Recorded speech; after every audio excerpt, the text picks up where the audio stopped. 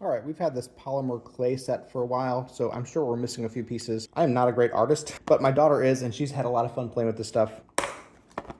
It has a lot of clay in it, and they're packaged well in plastic, so they're not gonna be dried out when you get it. Lots of colors. Like I said, we've already used some of them, so I don't have a full set here. In fact, there's 2 layers of colors, so you have plenty of clay for a long time.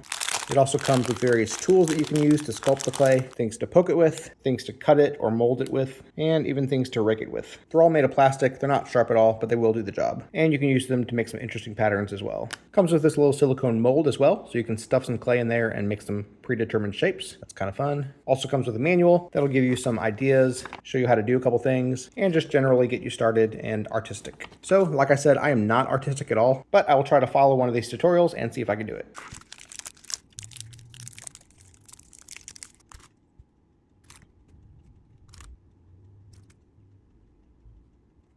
All right, guys, tell me how I did.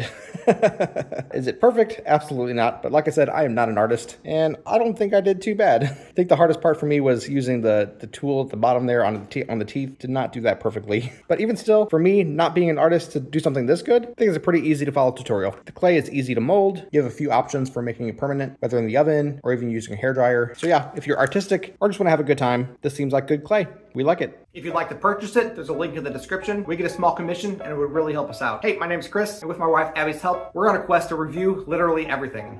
They tell me that I'm never gonna make it. They want me to do something that could make sense.